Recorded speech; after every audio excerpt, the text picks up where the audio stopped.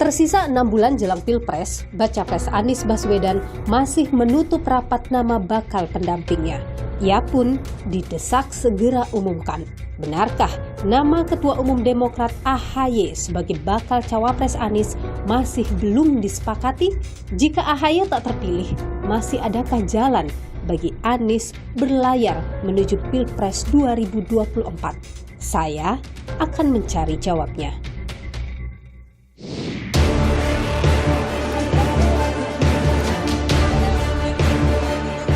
Kami sedang menunggu Mas Anies untuk melakukan komunikasi politik dengan tokoh-tokoh potensial.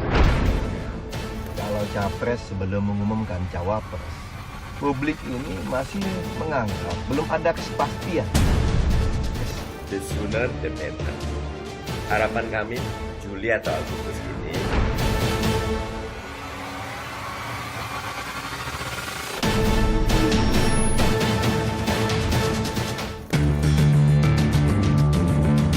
Kami tidak mau terlalu banyak berbicara tentang itu.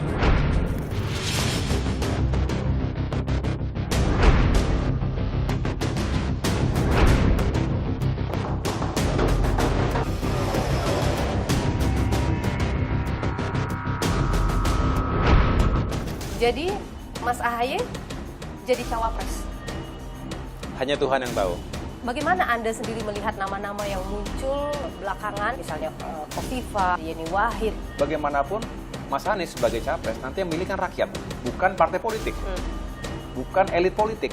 Biarkan rakyat yang mengaudit proses pemilihan cawapres ini juga. Siapapun nanti yang akan dipilih oleh Mas Anies, Demokrat akan tetap bersama dengan koalisi perubahan ini. Buat Mas Anies, saya paham tidak mudah, tetapi juga wajar ketika banyak harapan. Jangan terlalu lama mengambil keputusan. Bagaimana melihat sosok AHY di mata Nasdem? Seorang ketua partai yang muda, ganteng, punya basis dukungan. Anda melihat AHY punya daya elektoral tadi? Variabel yang kita dukung adalah not only quantitative approach, but also qualitative approach. Apa AHY punya dua hal itu?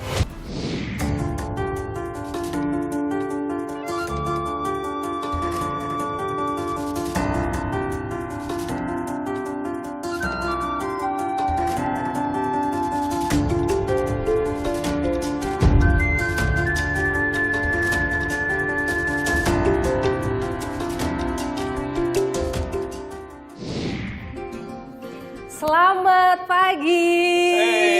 Apa kabar? Sore nih. Maaf nih saya Masih mengganggu. hangat-hangat nih. Mas AHY lagi olahraga, saya mengganggu ini. Enggak. Kita sehat kan tapi. tiap hari kayak gini, jadi Tiap hari. nggak ganggu sama sekali. Mas AHY olahraga tiap hari? Hampir tiap hari. Kita kalau nggak bisa pagi, ya siang, sore, atau malam. Jadi kita sempatnya. Dan di gym terus atau olahraga di luar juga? Ya kita coba rutin di gym, tapi juga kalau bosen, lari keluar atau ke GBK. Ini lengkap sekali Mas AHY. Iya, Gymnya. AHY Gym, jadi welcome to AHY Gym. Saya mendesain dan melengkapi ini sekitar 2-3 bulanan deh. Boleh lihat-lihat nggak sih Mas? Ini Boleh kayaknya- boleh banget. Kalau di sini kardio, Oke, sit dulu ya. kita lihat nih. Ini kardio, treadmill, kemudian sepeda, juga, oh nih, rowing juga nih. Ya, tinggal diturunin, Oke. tarik-tarik kayak sedang Banyak yang sangat rowing begitu. familiar. Penting lah kita usia tambah, makin padat kegiatan, harus selalu menyempatkan diri untuk olahraga. Saya kalau terus terang ya, kalau lagi lari atau lagi nge-gym itu selalu dapat inspirasi yang positif. Oke. Bisa tentang pekerjaan, tentang partai, atau apapun juga, hal-hal yang humanis deh. Tetapi yang jelas kita tuh bisa rilis stres juga. Kan Ya, kalau benar. pekerjaan itu nggak ada habisnya ya. Betul. Kadang ada tekanan, ada permasalahan. Sambil isunya angkat nggak beban sambil mikir, nih kursi tahun ini di parlemen harus berapa? harus naik, harus Harus tambah. naik, harus tambah. Oke, Iya, iya. ada lagi tempat yang Jadi lain. di sini main area-nya ya, ada multiple gym juga. Kemudian di sini bisa angkat barbell, di sini Oke. double set. Nah kalau di sini ada Ini ruang apa kecil nih? juga yang, nah nih kalau Mbak Dilu suka, Nah, kadang-kadang aku lihat pernah saya ketemu kan Mas lagi Haye jalan di pakai GBK ini. pakai gini. Jadi ini ya untuk nambah beban sehingga kalori yang dibakar Lebih banyak. bisa 2 kali lipat. Nih Tinju-tinju. tempat ngelampiasin emosi nih kayaknya nih. Enggak. Kardio juga betul ya? Kardio juga. Kardio juga. Kayaknya saya butuh nih Mas. Butuh kan? Butuh saya Boleh, nih. boleh tanya di situ. Kita boleh sambil duduk Mas Ahaye ya? Ayo boleh, Mas. Please. Oke. Silakan. Ini saya dengar-dengar Mas Ahaye akan meluncing buku di hari ulang tahun ya? Iya, insya Allah tanggal 10 Agustus saya genap berusia 45 tahun. Oke, masih muda. Sebuah perjalanan yang menurut saya banyak dengan suka dukanya. Sehingga saya ingin mempersembahkan. Judulnya nanti Tetralogi Transformasi AHY. 4 buku dong itu? Ada 4 buku, ada 4 volume. Iya. Jadi volume pertama tentang militer, Masa di TNI waktu masa itu? di TNI. Kemudian transisi, saya masuk ke kalangan kampus, akademisi, karena saya juga menjadi Direktur Eksekutif di Yudhoyono Institute, TYI. Itu juga sebuah think tank yang harapannya bisa mengedepankan pilar-pilar demokrasi, kemudian juga prosperity dan security, dan membangun semangat generasi muda menjadi pemimpin masa depan. Baru buku ketiga, itu sudah masuk politik. Saya bertransformasi lagi menjadi politisi yang diawali dengan pemilihan gubernur Jakarta. Saya kalah ketika itu, tapi setelah itu saya juga justru bukan hanya move on, malah mengambil hikmah, bisa berkeliling ke berbagai daerah Indonesia, dari Aceh sampai dengan Papua, dan menjalankan tugas-tugas ketika itu sebagai Komandan Kogasma. Dan akhirnya menjadi Wakil Ketua Umum, dan buku keempat itu mulai sejak saya terpilih menjadi Ketua Umum. Kalau ngomongin tadi transformasi itu, mana yang paling Mas Ahaye sukai? Menjadi TNI atau politisi? Menurut saya menjadi TNI juga menjadi politisi itu sama-sama profesi yang terhormat. Saya sejak kecil juga punya cita-cita ingin menjadi patriot. Melihat kakek, melihat ayah yang juga meniti karir di militer. Saya meniti profesi sebagai perwira di Angkatan Darat dengan serius, tahap demi tahap, yang saya benar-benar jadikan tempaan yang luar biasa, khususnya adalah leadership-nya. Nah, begitu masuk politik, berubah sekali, berbeda sekali. Kalau di militer itu, kita lebih tahu siapa kawan dan siapa lawan kita. Musuh kita jelas. Di politik?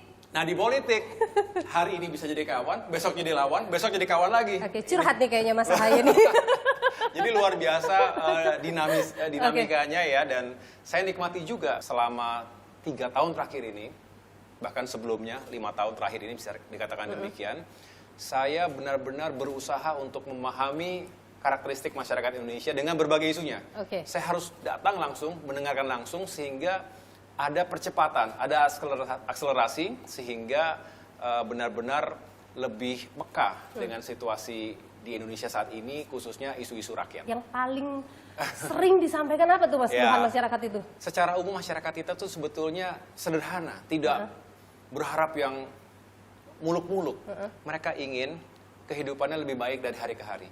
Daya belinya harus terjaga. Ekonomi mereka saat ini banyak mengalami kesulitan. Mereka tahu negara juga selalu punya keterbatasan dalam menyusun anggaran, tetapi mereka berharap janganlah anggaran negara yang sudah semakin terbatas itu kemudian prioritasnya bukan untuk manusia, bukan untuk pendidikan, kesehatan, dan peningkatan kesejahteraan, tapi buat infrastruktur-infrastruktur yang belum ada urgensinya atau masih bisa ditunda. Misalnya apa tuh yang belum ada urgensinya, Mas? Ya, tentunya kita tahulah ada sejumlah mega project ya, infrastruktur jalan-jalan tol, termasuk juga pembangunan IKN.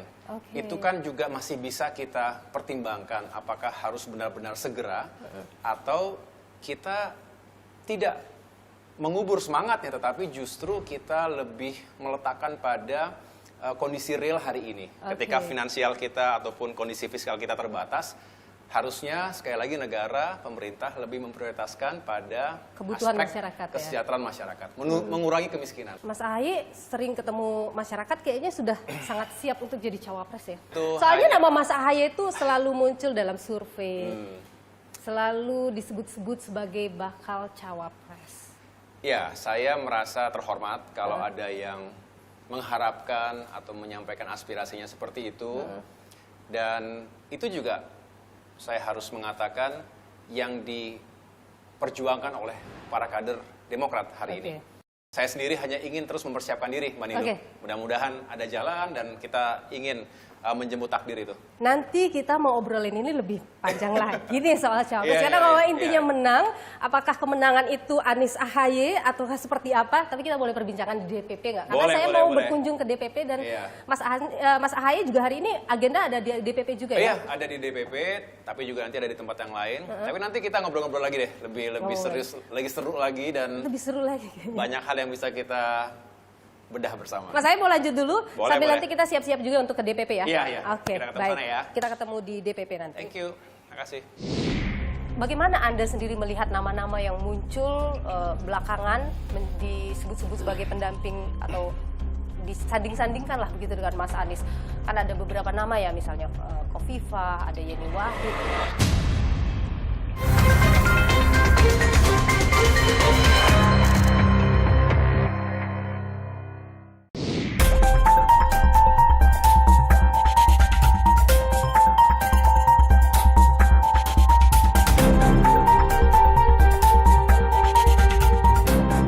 Kita mau melihat kantor Mas AHY ya. Sekaligus kita akan ngobrol di sana. Kita boleh Mas.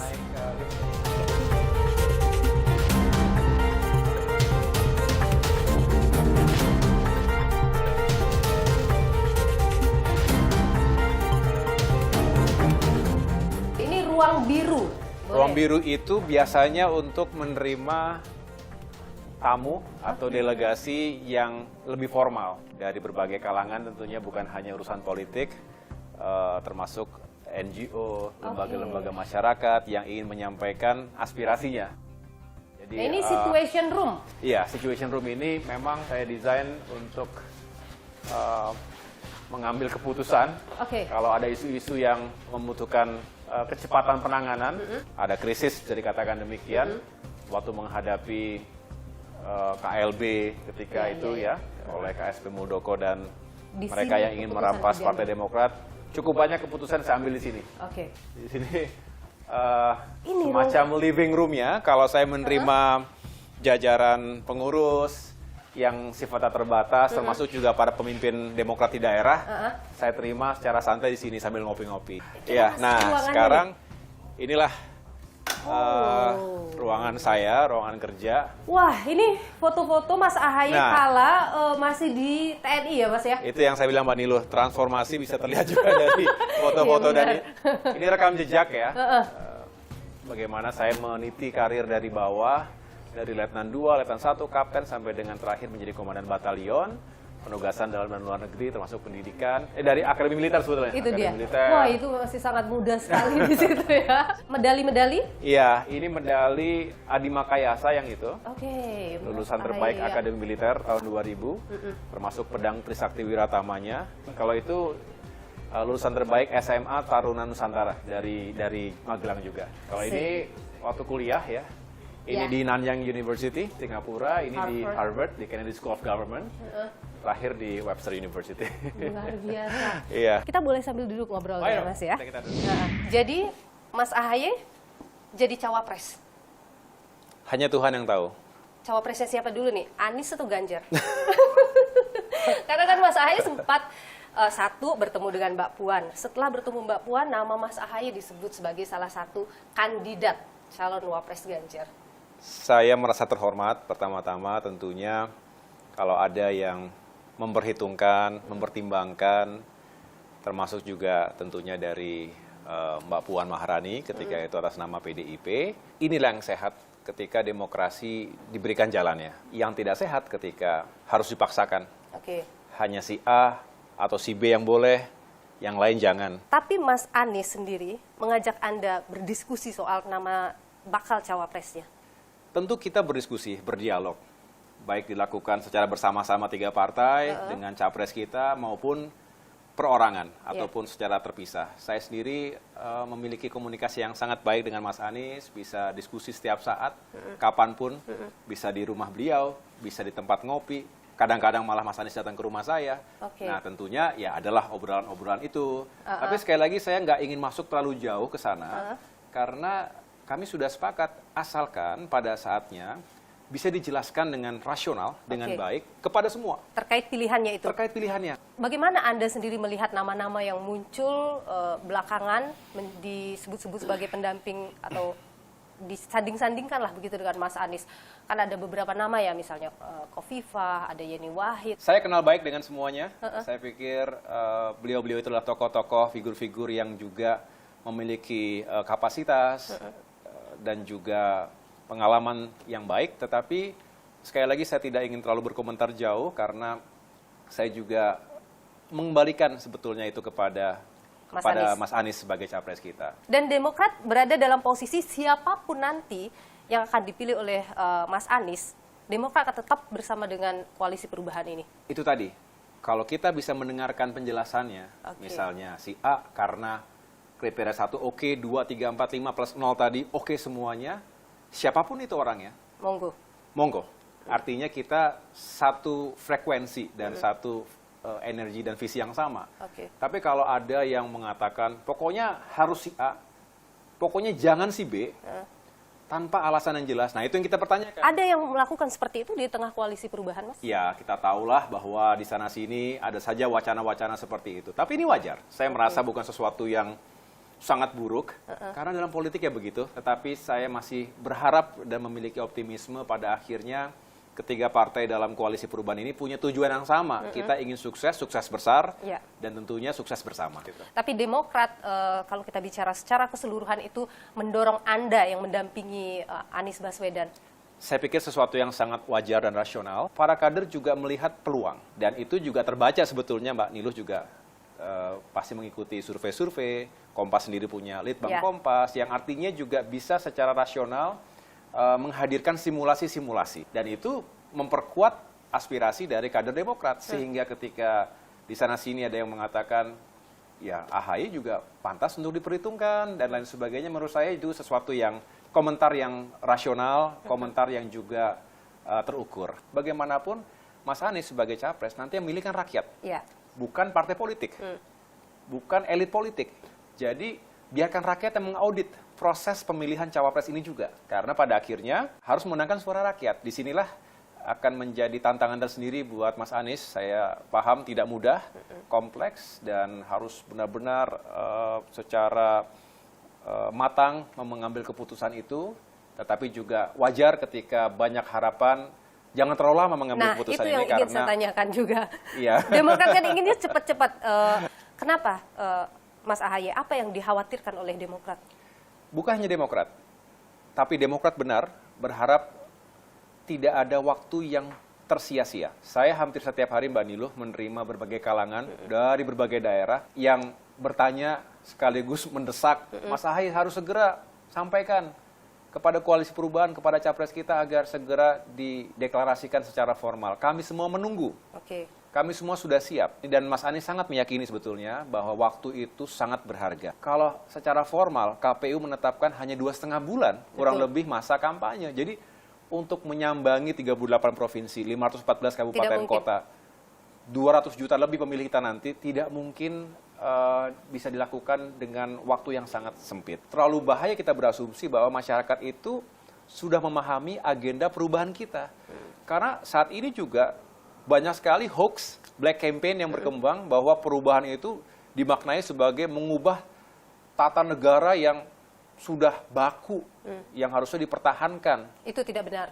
Tidak benar. Jadi bukan mengubah dasar negara, bukan sama sekali. Kita tidak akan menegasikan, menihilkan apa yang telah dilakukan oleh pemerintahan hari ini. Presiden Jokowi dengan pemerintahannya tentu telah berbuat.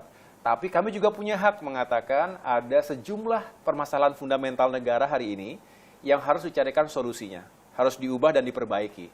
Ekonomi kesejahteraan, keadilan dan penegakan hukum, masalah kualitas sumber daya manusia dan lingkungan hidup, kemudian urusan demokrasi dan kebebasan rakyat, dan yang kelima itu terkait dengan tata kenegaraan dan etika pemerintahan. Jadi kalau dibilang bahwa koalisi perubahan ini akan mengarahkan pemerintahan berbeda atau tidak melanjutkan program-program yang dilakukan oleh Presiden Jokowi saat ini, itu tidak benar? Semangatnya adalah, kalau ada yang baik, kita nggak akan pernah malu dan sungkan mengatakan itu baik untuk melanjutkan dan ya meningkatkan.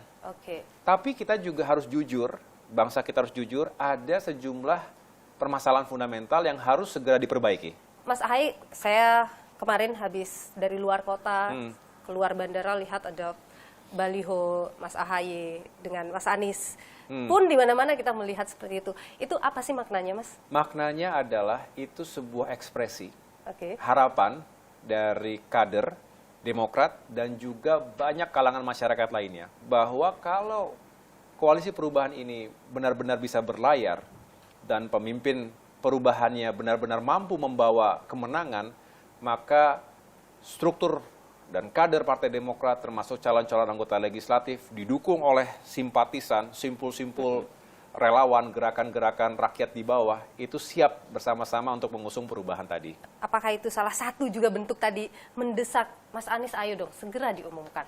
Ada yang membaca seperti itu dan saya sendiri tidak melihat ada yang salah di situ dan saya juga melihat partai-partai lain juga melakukan hal serupa. Jadi artinya di sini ada harapan segera bisa jadi, betul, dan segera kita bisa bergerak bersama. Oke, besar peluang Anies Ahaye di Pilpres 2024. Menurut Mbak Niluh gimana? Begini, kalau saya nggak mau menjawab ini karena yang tahu berapa besar kans itu ya tentu Mas Anies sendiri. Ya, saya hanya menitipkan harapan besar dari seluruh kader Partai Demokrat bahwa pilihan beliau benar-benar yang dirahmati dalam arti juga menjadi bagian dari perjalanan takdir, karena sama-sama kita ingin menjemput takdir. Saya nggak tahu apa yang akan terjadi dalam 1 minggu, 2 minggu ke depan, 1 bulan, 2 bulan ke depan. Yang jelas kita semua berikhtiar di situ. Oke, hotel effect diperlukan, dibutuhkan tentu, dan itu menjadi target tentu saja ya Mas Ahaye ya, ketika kita menentukan dukungan mau kemana. Apakah Demokrat sudah merasakan, terasa ini dengan mengusung Anies Baswedan? Belum kalau kita belum deklarasi. Oh, jadi itu makanya kenapa harus disegerakan? Salah satunya. Tapi kita bukan hanya berargumentasi seperti itu, tetapi kita lebih concern masalah waktu yang semakin berkurang, padahal kita harus semakin turun ke lapangan. Kalau ini bisa segera dideklarasikan secara formal, menepis semua keraguan, termasuk masyarakat pro perubahan, relawan, akhirnya makin mantap, makin siap, dan ya mudah-mudahan dampak positifnya pada nilai elektabilitas dan terkonversi pada pemilihan nanti. Baik. Suara real di TPS. Jadi Demokrat maunya bulan ini ya Mas ya? Kita berharap, Mbak Niluh, ada percepatan. Oke. Tapi percepatan yang saya maksudkan bukanlah ketergesa-gesaan, gerasa-gerusu sehingga nggak ada artinya juga.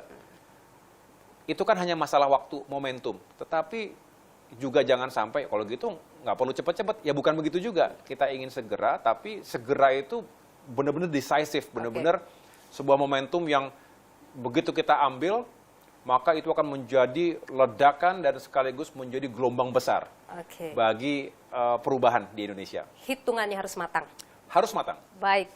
Agus Harimurti Yudhoyono, Ketua Umum Partai Demokrat, terima kasih sudah berbagi pandangan di Niluh. Sehat selalu Mas Ahaye. Terima kasih Mbak Niluh. Gini, ada sejumlah nama yang muncul. Salah satunya Ketua Umum Partai Demokrat, Agus Harimurti Yudhoyono. Dan memang juga Demokrat terus mendorong juga nama Ahaye sebagai pendamping Anies Baswedan. Nasdem bagaimana melihat peluang Ahaye?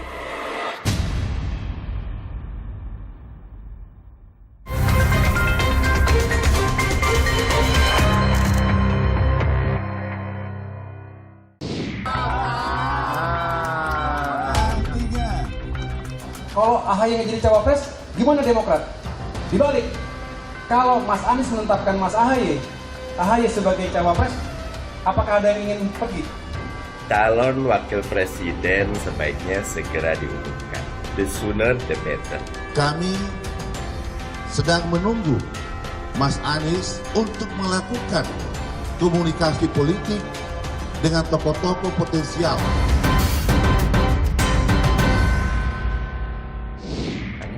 Itu semua sangat mendukung, mendoakan, dan mengharapkan Mas Ahaye menjadi calon wakil presiden. Ini adalah satu proses yang dilakukan dengan dialog yang sangat objektif, memperhatikan syarat-syarat yang sudah disepakati di antara partai politik yang tergabung dalam koalisi tadi.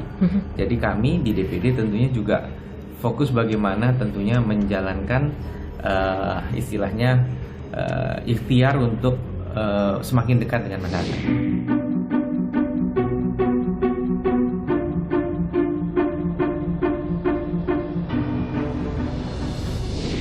Tim 8 Anies Baswedan disebut telah merampungkan usulan nama bakal calon wakil presiden Anies Baswedan. Dari 5 nama yang selama ini muncul disebutkan sudah mengerucut ke 1 nama. Siapa nama itu?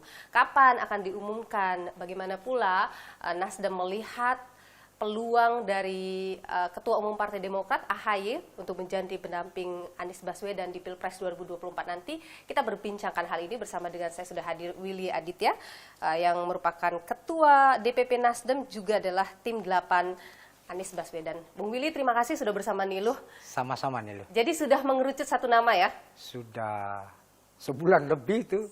Dari unsur apa dia? Ya pasti warga negara Indonesia lah. Dan kemudian cocok bersama Pak Anies. Yang penting itu hasil ikhtiar yang sudah dilakukan oleh tim 8 setelah melakukan diskusi panjang nih loh, dengan 2 variabel besar, yaitu variabel kuantitatif dan kualitatif. Untuk variabel kualitatifnya ada beberapa tokoh yang kami sambangi, kami ajak diskusi yang mendalam untuk kemudian mendapatkan gambarannya. Tapi apapun itu kan cuma sebagai sebuah proses yang supporting sifatnya. Oke. Toh di dalam traktat yang sudah ditandatangani 3 partai ini loh, masalah kewenangan itu ada di Mas Anies sendiri. Yang menjadi variabel utamanya adalah sejalan dan sebangun dengan aspirasi yang berkembang di tengah rakyat. Apa itu? Ya, biar itu menjadi duit tunggal. Jadi di sana ada faktor elektoralnya, di sana ada faktor komplementerinya, di sana ada faktor konsolidasinya dan lain sebagainya. Itu yang kemudian menjadi variabel utama bagaimana pasangan ini berlayar. Anies Baswedan itu kan kehendak yang lahir dari genuine dari hati rakyat ya. Akhirnya ada kesadaran bersama itu, collective concern gitu, collective consciousness atau common consciousness itu. Ya udah, kita bersama Anies untuk memimpin kita ke depan, lalu kemudian apa yang menjadi kebutuhan-kebutuhan kita diskusikan. Bukan berarti kita tidak berdiskusi atau tidak berdialog atau tidak bernegosiasi sama sekali, itu terjadi. Oke, jadi Anda yakin tidak akan ada keegoisan antar partai politik ini? Ya, kalau preferensi wajar ya. Gini, ada sejumlah nama yang muncul. Salah satunya Ketua Umum Partai Demokrat, Agus Harimurti Yudhoyono. Dan memang juga Demokrat terus mendorong juga nama AHY sebagai pendamping Anies Baswedan. Nasdem bagaimana melihat peluang AHY itu? Sah-sah saja diusulkan oleh Demokrat. Toh, di sisi yang lain PKS juga mengusulkan Ahmad Heriawan. Ya. Tapi bagaimana melihat sosok AHY bagi Nasdem, di mata Nasdem?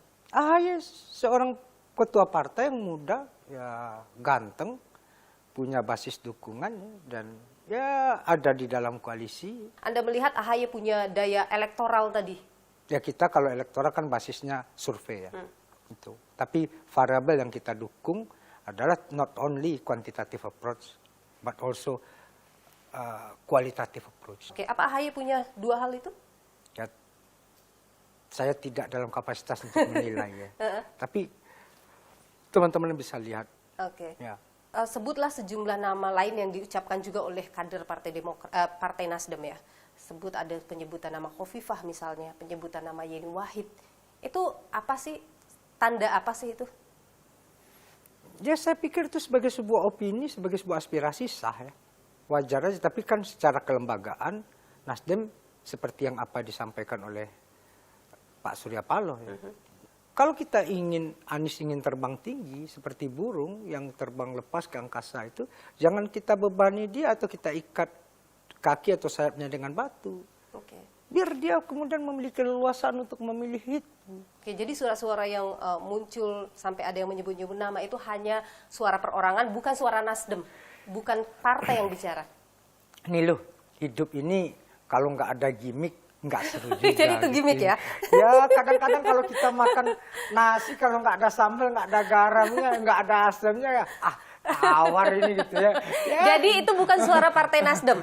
Kayak Nasdem, the only formal statement Pak Surya Paloh. Penting tidak bagi Anies Baswedan segera mengumumkan siapa pendampingnya? Yang ingin saya tandaskan, toko sebelah masih adem ayem, bahkan belum buka juga. Oke, tapi apa tidak mau ciri start mendahului mengumumkan siapa cawapres sehingga bisa langsung jor-joran ke masyarakat? Epicentrum dari Pilpres itu capresnya sendiri. Oke. Kontribusi cawapres itu ya maksimal cuma 12% secara elektoral. Tapi salah menentukan cawapres itu menjadi sebuah faktor yang menentukan. Tapi secara kuantitatif seperti tadi. Maka kemudian di sini dibutuhkan kesabaran tingkat dewa. Oke, jadi Nasdem nggak apa-apa, kapanpun Anies ready untuk mengumumkan cawapresnya silakan gitu ya. Mau cepat atau mau lambat, mau injury time atau cepat tidak masalah. Tidak masalah. Baik, kita akan menunggu, publik yang menunggu sebenarnya kapan akan diumumkan pendamping dari Anies Baswedan di Pilpres 2024. Tidak jauh-jauh dari yang dibutuhkan oleh publik. Agustus atau September atau Oktober? Ya, kita lihat hilalnya aja nanti. Bu Willy Aditya, Ketua DPP Partai Nasdem yang juga adalah tim 8 Anies Baswedan. Terima kasih sudah berbagi informasi di Nilu. Terima kasih juga sudah berbagi pandangan. Saya selalu, Pak Willy. Thank you. Kalau melihat strategi Anies yang sampai sekarang belum umumkan siapa pendampingnya, apa yang terjadi menurut Anda? Sepertinya ada komunikasi yang macet. Di mana yang macetnya? Antara partai yang mana atau ketiga-tiganya? Terutama kalau saya lihat antara Demokrat dengan Nasdem. Mas Anies bisa gagal berlayar menuju 2024.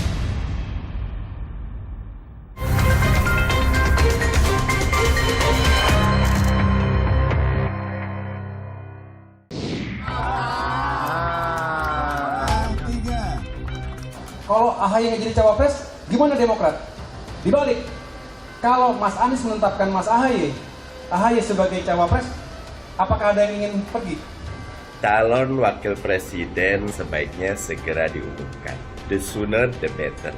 Kami sedang menunggu Mas Anies untuk melakukan komunikasi politik dengan tokoh-tokoh potensial.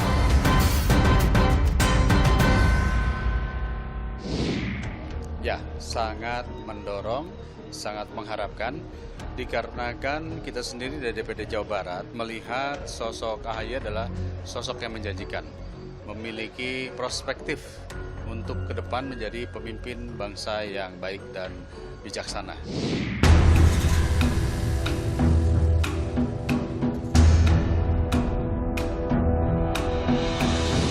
Di sisa waktu 6 bulan menuju Pilpres 2024, bakal calon presiden dari Koalisi Perubahan Anies Baswedan terus didesak oleh Partai Demokrat untuk segera umumkan siapa yang menjadi pendampingnya. Bagaimana kemudian melihat sosok pendamping yang paling mungkin ideal begitu bagi Anies Baswedan? Kita bahas hal ini bersama dengan Direktur Eksekutif Indikator Politik Indonesia Burhanuddin Muhtadi. Bung Burhanuddin, terima kasih sudah bersama Niluh, sehat selalu. Jadi kalau melihat strategi Anies yang sampai sekarang belum umumkan siapa pendampingnya, apa yang terjadi menurut Anda? Sepertinya ada komunikasi yang macet, terutama di antara 3 partai pendukung Koalisi Perubahan yang mengusung Anies terkait dengan posisi cawapres. Di mana yang macetnya? Antara partai yang mana atau ketiga-tiganya? Terutama kalau saya lihat antara Demokrat dengan Nasdem. Apa yang terjadi? Jadi kalau PKS kan nothing to lose karena basis partai PKS cenderung sudah klop untuk memilih Anies Baswedan dan tidak terlalu memaksakan kadernya sebagai cawapres Anies. Yang menjadi persoalan kan komunikasi antara 2 partai pendukung Anies Baswedan, yaitu Demokrat yang terkesan memaksakan AHY sebagai cawapres, meskipun ada dasarnya ya, mengapa AHY diusulkan sebagai cawapres Mas Anies, dengan Nasdem yang terkesan di publik, Nasdem ini masih belum menerima AHY sebagai cawapres Anies Baswedan. Nah, Nasdem sendiri kan mengusung beberapa nama dengan argumen nama-nama yang mereka sampaikan, itu nama-nama yang potensial menambal kekurangan elektoral Anies Baswedan di 2 provinsi utama, Jawa Tengah dan Jawa Timur. Kalau AHY suaranya justru atau Demokrat itu justru banyak di mana? Jadi kalau kita lihat Mas AHY secara nasional itu elektabilitasnya sebagai cawapres termasuk peringkat keempat terbesar. Tetapi kalau kita telisik lebih jauh, dari mana basis pendukung Mas Ahaye sebagai cawapres, itu umumnya di wilayah-wilayah Mas Anies sudah kuat. Oke, misalnya di Jawa Barat, kemudian di Sumatera Barat, di Aceh, di Riau, di Banten. Nah ini yang saya kira menjadi argumen buat Partai Nasdem menolak Mas Ahaye. Jadi kalau seperti ini situasinya, apakah mungkin misalnya tadi akan ada nama di luar, artinya di luar koalisi begitu yang bisa jadi cawapresnya Anies, bisa ketemu titik Nah itu, jadi kalau misalnya masing-masing bersikukuh dengan argumen dan pilihan tadi, Mas Anies bisa gagal berlayar menuju 2024. Jadi, mereka punya peluang untuk berpindah ataupun mengambil keputusan membubarkan koalisi ini. Sekarang kan sudah ada tuh komunikasi-komunikasi yang intensif, misalnya antara pimpinan fraksi maupun partai Demokrat dengan Gerindra. Pertemuan-pertemuan itu bukannya tanpa konteks, pasti ada konteksnya. Mungkin ada semacam kekecewaan dari sebagian elit Partai Demokrat yang merasa Anies terlalu lama menggantung nasib Ahaye sebagai cawapres, dan karenanya mereka mulai menyiapkan skoci penyelamatan kalau misalnya Mas Anies gagal untuk dilayarkan menuju 2024. Termasuk di Nasdem sendiri, meskipun masih ada upaya ya untuk melangsungkan koalisi dengan Demokrat dan PKS, Nasdem kan juga aktif mengadakan pertemuan dengan elit-elit Partai Golkar. Sepertinya juga ada upaya buat Nasdem untuk mencari opsi lain kalau misalnya Demokrat tidak setuju dengan skenario Anies dengan Yeni Wahid atau Anies dengan Hovifah. Misalnya Anies dengan Erlangga Hartarto. Itu kan berarti cukup tuh Nasdem dengan Golkar, Pak Pres. Jadi Anda sebagai Direktur Eksekutif dari Indikator Politik Indonesia menilai Anies Ahaye sesuatu yang possible atau impossible? Kalau misalnya tidak ada cara lain untuk melayarkan Anies sebagai cawapres tanpa meminang Ahaye sebagai pendampingnya, ya mungkin Ahaye akan mendapatkan tempat. Tetapi kalau misalnya terjadi deadlock, terutama antara Nasdem dan Demokrat, Anies bisa gagal berlayar. Dan potensi itu ada. Jadi sama-sama besarnya nih. Oke, 50-50. 50-50. Bisa saja nih ya, Demokrat beralih ke capres lain yang dianggap lebih potensial menang, dan meskipun Demokrat tidak mendapatkan insentif untuk mencawapreskan Ahaye bersama Prabowo misalnya, tapi setidaknya Demokrat berharap dapat power sharing kalau Prabowo menang. Jadi siapa yang paling menentukan di sini, Nasdem atau Demokrat? Yang paling menentukan apakah Anies berlayar atau tidak, itu adalah Partai Demokrat. Baik, sepertinya Mas Anies sedang pusing sekarang ya. Kita aja pusing apalagi Mas Anies. Terima kasih Bung Burhanuddin Mutadi, Direktur Eksekutif dari Indikator Politik Indonesia, sudah berbagi informasi dan pandangan di Nilo. Kita akan lihat perkembangan dinamika politik ke depan. Sehat selalu Bung Burhan. Makasih. Dinamika politik belakangan terus berkembang. Ada yang terus mematangkan koalisi, ada juga yang tengah sibuk mencari pendamping. Dan berikut ini kami rangkum informasinya untuk Anda.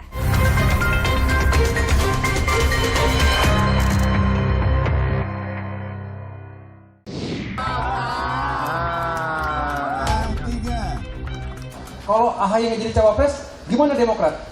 Dibalik, kalau Mas Anies menetapkan Mas Ahaye sebagai cawapres, apakah ada yang ingin pergi? Calon wakil presiden sebaiknya segera diumumkan. The sooner the better.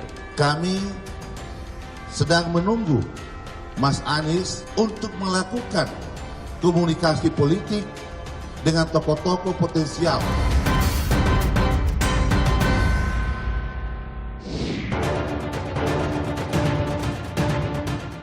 Pendaftaran Capres-Cawapres yang tinggal 2 bulan membuat 3 bakal calon presiden kian aktif tebar pesona.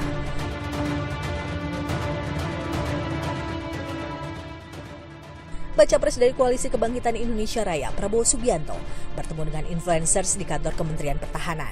Dalam pertemuan ini, Prabowo membahas kemajuan kreativitas dan demokrasi di Indonesia. Baca pres usungan PDI Perjuangan Ganjar Pranowo lari pagi bersama Mas Wali Gibran Rakabuming di Solo. Ganjar sempat berpamitan kepada warga lantaran masa jabatannya sebagai Gubernur Jawa Tengah akan berakhir 5 September 2023. Baca Pres Koalisi Perubahan Anies Baswedan hadiri acara Jalan Sehat yang digelar Partai Keadilan Sejahtera di Kota Bandung. Dalam kesempatan ini, Anies juga bertemu dengan Ketua Umum Partai Demokrat Agus Harimurti Yudhoyono. Tak hanya para baca pres, partai politik pengusung juga aktif bersafari politik demi membuka ruang koalisi. PDI Perjuangan lakukan pertemuan maraton dengan para ketua umum partai. Setelah bertemu Ketua Umum Partai Demokrat AHY, Ketua DPP PDI Perjuangan Puan Maharani lanjut bertemu Ketum PKB Caimin. Di hari yang sama, Puan juga bertemu Ketum Partai Golkar Erlangga Hartarto. Dinamika politik ini tentu saja harus tetap berjalan sampai nanti pada waktunya kita akan umumkan Capres dan Cawapres pada bulan November yang akan datang. Jadi waktunya masih panjang, yang penting silaturahmi. Tak hanya PDIP, Partai Gerindra juga lakukan silaturahmi politik. Bertemu dengan Partai Demokrat, Partai Gerindra sampaikan harapan terbentuknya koalisi baru melalui sebuah pantun. Pergi ke pasar membeli alpukat, membelinya di pasar terapung. Pak Prabowo akan tambah kuat jika Partai Demokrat makin tambah bergabung. Namun Partai Demokrat tegaskan tetap solid bersama Koalisi Perubahan. Kami tetap dalam posisi Koalisi Perubahan. Tatkala Gerindra menggoda, PKB justru menagih kejelasan Koalisi Kebangkitan Indonesia Raya yang telah dibangun hampir setahun lalu. Sampai sekarang, KKIR memang belum menentukan siapa bakal cawapresnya. Ketua Umum Gerindra Pak Haji Prabowo. Mohon maaf Mbak Puan, saya sebut pertama karena kita sudah koalisi 11 bulan lamanya. Hanya takdirlah yang menentukan nasib kita. Sindiran Caimin direspon Prabowo seminggu kemudian. Kalau saya di tengah PKB, saya merasa nyaman juga. Gus, jangan kemana-mana Gus. Sosok bakal cawapres yang akan mendampingi baca pres dari Koalisi Perubahan Anies Baswedan juga masih samar. Lalu kita mengalir aja, termasuk urusan penentuan wakil nanti pada waktu yang tepat ya diumumkan. Dalam politik tak ada yang abadi, perubahan peta politik pasti terjadi. Semoga di sisa waktu 2 bulan jelang pendaftaran Capres-Cawapres bisa dihasilkan calon pemimpin yang mengedepankan kepentingan bangsa, bukan pemimpin yang terpilih secara tergesa-gesa.